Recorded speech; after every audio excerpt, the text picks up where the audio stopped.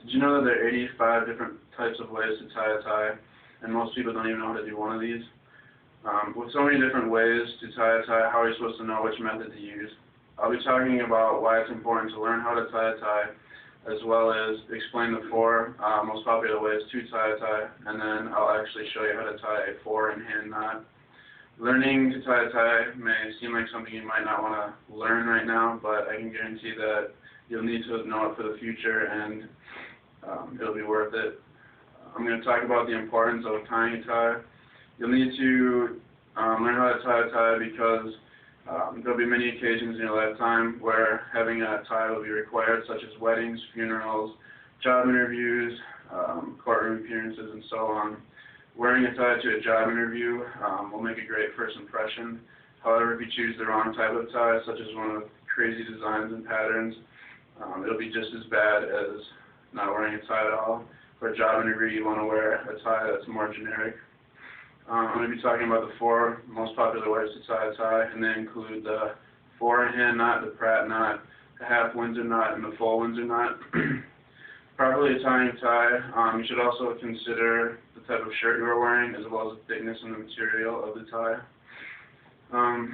The four-in-hand knot works best with button-down shirts and thicker material ties.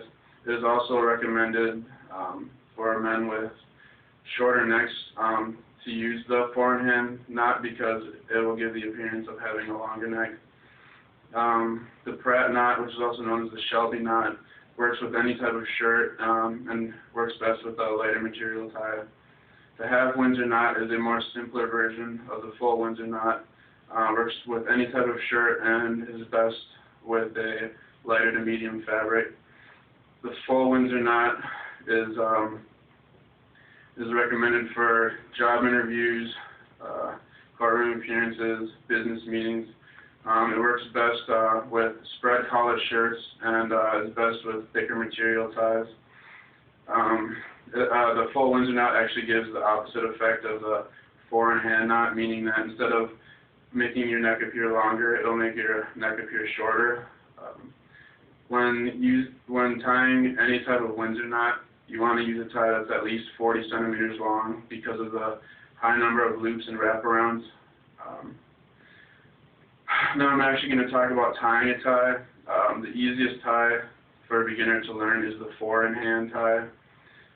It's the easiest because it involves the least amount of steps, works with any type of button-down shirt, and it also looks professional. Okay. The first thing you want to do is make sure that the wider side of the tie hangs down at least twice as far as the smaller end.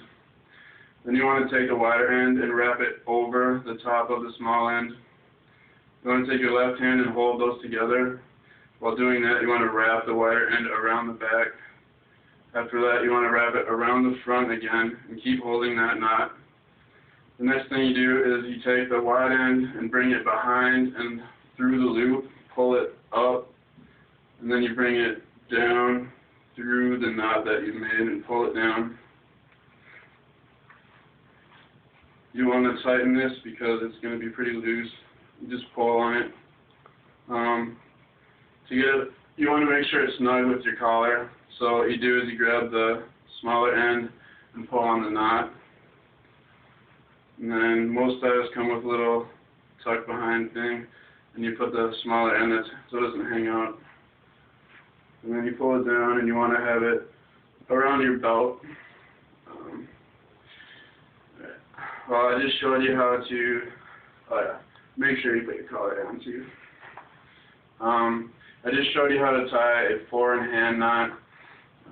I've told you why it's important to learn how to tie a tie. I've talked about the four popular ways of tying a tie, and I've also actually showed you how to tie a great beginner knot. After listening to my speech, I hope that you understand a little bit more about ties, as well as actually learn how to tie the four-in-hand knot. Nope.